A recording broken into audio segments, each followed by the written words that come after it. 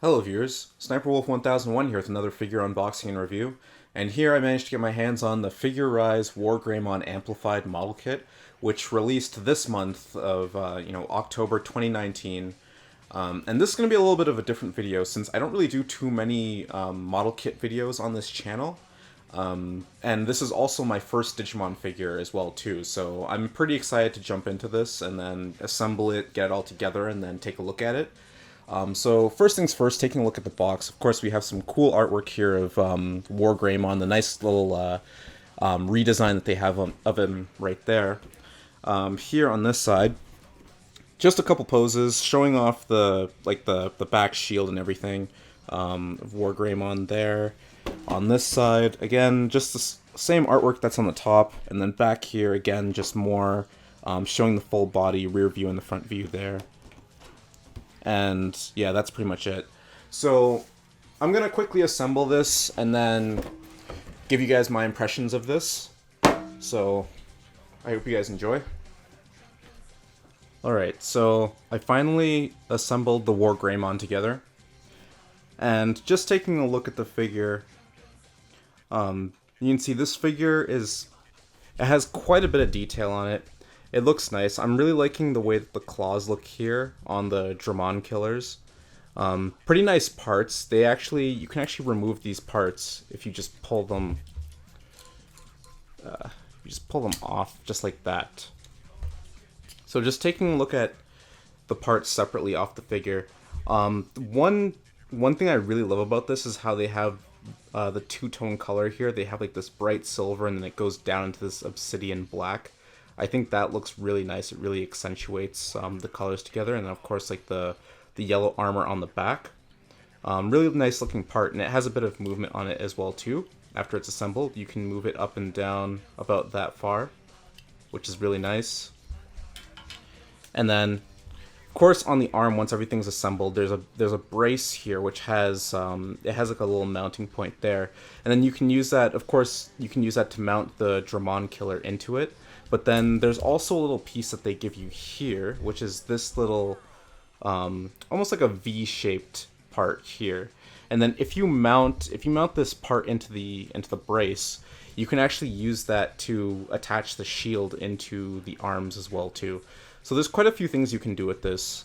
In terms of posability, starting from the bottom up, so you can see with the foot goes down about that far, up about that high. And of course you have your range of motion here. And then the armor plating here just above the leg, or just above the foot rather. This part moves up and down. And then of course the leg moving around, you see you have a lot of movement here. You can rotate the leg completely around. Oh, that actually completely fell out of that. Okay, so yeah, you can rotate it completely around. A lot of detail here. I like all of the red tubing that they have on the back. There we go, just as it focuses. I'm really liking the visuals on this. It looks really good. Of course, on the waist here, we just have just like a side skirt or like a little waist plate here, which has just a little bit of movement. This part doesn't really move at all. Again, more of like the red tubing right in between the two different armor plates, which is pretty cool. Looking at the arms can crunch up about that far. Doesn't really go up much higher than that. And then it sits out like that, so you can't really straighten the arm. It'll always sit at a little bit of an angle there. But then going outward, the arm goes out about that far. It doesn't seem like you can really move it out much further than that. And then of course you have the movement here on the little shoulder armor plate here. And again, with the little red sticker here, I like how the red sticker kind of offsets a bit of the yellow. I think that looks really nice there on the little spike. Going on to the chest, again, more of like that red tubing there, which looks really good on this Wargreymon. And then onto the head here, looking for movement. The head has like a decent amount of movement. The hair kind of, when you have the hair mounted in and the shield in the back, the hair kind of gets in the way a little bit. So sometimes moving the head around can be a little bit of an issue. But the detail here looks really nice, especially with the sticker with the little eyeball there, right in the helmet. Yeah, so your head movement's just a tiny bit restrictive. There's not really, especially with the shield in the back, you can't really move it around too much, but there is a bit of movement you can get with the head there. Another piece that I really liked with this figure was the shield with the crest of courage here on the back. This just looks really nice. And then of course, I love the design here. So the shield, of course, when it's completely closed, it looks like that. And then you can actually separate each different segment. So if I like pull this open like that, and then there we go. So you can separate each different segment. So each shield is kind of split up into 3 different sections. And then the thing that I really love about the visual here is this kind of blue clear, like transparent piece that they have in between, forming the gaps of the shield. This looks really nice, and like especially with the colors too. I think like the whole blend between yellow, blue, and white looks really nice here too, especially with the clear blue. So yeah, there's some movement here with the shield. You can open the shield up. You can actually move it up quite high. You can see like that top layer here, I think it goes up about that far. Actually, it could probably go further, but it's actually making contact with the other shield. But then, this part opens up. You can go as high as you want it to. And then, yeah, when you close it down, they kind of all slot into each other. You can see like right down in there, like these 2 parts slot right in. Just like that. And yeah, I really like the detail on the shield here. A lot of movement, a lot of stuff you can do with it. Yeah, this is a pretty nice figure. All right, so here I'm just showing the shield and what it looks like once it's unmounted from the back and then in one of the arms. You can see it looks pretty nice. It's a pretty sizable shield actually.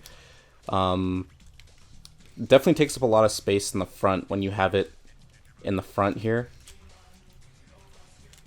But yeah, once the shield is out of the back, you can see, taking a look at the head actually has quite a bit of movement here. So you can see side to side, you can move it around.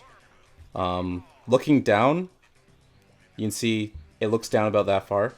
And then looking up goes up about that high. So that's not too bad. Alright, so that's pretty much everything I wanted to cover in regards to the Wargreymon Amplified. So for my final thoughts on this model kit, I thought it was a pretty nice figure. It was pretty decent. In terms of posability, it was decent there as well too. It did have its own fair share of issues. Like I mentioned before, when it comes to the head, posing the head does have some issues with posability, mainly when the shield is mounted into the back. You can see that there's not a whole lot of movement you can get with the head when you have the shield, mainly because the hair gets in the way of the shield there. So if you really wanted to pose the head in like a specific way, and the shield is not allowing you, you're gonna have to take the shield out and maybe mount it into the arms or something like that. But that is kind of a bit of an issue there. And then the only other issue I had in regards to posability is with the arms. And that's not to say that the arms are very restrictive. Like, you can still do like quite a few things with the arms. It's just that like when it comes to moving the arms like outward like that, you can't really stretch the arms out to the side very much. Like, it's very restricted in that regard. But there's still quite a few things you can do with it. Like if you wanted to, you could stretch like both the arms all the way up and do I forget what the name of the move is, but like when he does his little spirit bomb move, you can still do that if you really wanted to. And like the posability is not bad there. Definitely, I think the the best points of movement on this figure is definitely when it comes down to the legs and around the waist area. That's where it has a lot more flexibility, I find. In terms of the visuals, this figure is very solid. This thing looks really nice here. Like, you can just see here, like, in this lighting, like, all the colors, like, the kind of gunmetal gray that it has going down, like, this metallic gray look that it has going all the way down the body, looks really nice. The yellows look nice. Of course, with the stickers, like, up in the shoulder armor piece here, like, the red kind of offsetting the yellow here, that looks really good. And then, of course, like I mentioned before, I like how on the claws for the Dramon killers, I like how there's a bit of that two-tone design, how it has that kind of, that bright gray up here, and then it goes into that obsidian black for the rest of the claw. I think that looks really cool. In terms of, like, bad sides of the paint, I can't really say too many bad things. The only issue that I have is that I feel like in certain areas, mainly the fists, like if you take a look at the fists right here, I personally find that the fists look a little flat. Like, I feel like there could be a bit more detail there. And it's just kind of weird because when you look at the rest of the figure, there's so much detail going throughout it. Like, everything else looks good. Like, the hair, like, all the armor plates look really nice. Claws and everything. But it's just those fists, man. Like, something is kind of bothering me about the fist. But apart from that, this figure is really solid. I guess one other downside you could say is that this model doesn't really come with a stand, so you're kind of restricted in what kind of poses that you can do. Thankfully, though, this figure seems to be pretty stable on its feet. Like you can see right here, I have him standing up. Like I can kind of wobble him back and forth, and he's not going to fall over or anything. So he does do a pretty decent enough job of standing up by himself, which is nice. It's just that if you really want to get him into very specific poses, like if you wanted to have him, I don't know, maybe like getting ready to charge forward to do an attack or something like that, something where you'd really need a stand, you won't really be able to do that unless you get like the action base 4, which I'm probably gonna get it. I'm probably gonna get that for my Wargreymon sometime down the line. But yeah, the lack of a stand is not that big of an issue, but it does kind of suck just because like you're not gonna be able to pose it. Like if you want specific poses, you're not really gonna be able to get too many without the stand. But apart from that, I'm very satisfied with the figure. Like I think it looks great, and you know, for my first Digimon figure that I've collected, I'm pretty happy, pretty satisfied with this one. And yeah, that's pretty much everything that I wanted to talk about in regards to this. So that's gonna draw this review to a conclusion. So I hope you guys enjoyed the video. I hope you guys found it informative. And like always, there's going to be more figure unboxings and reviews coming in the future. So I hope you guys stay tuned and look forward to that. So with all that said, I hope you guys have a nice day, and I'll see you all later.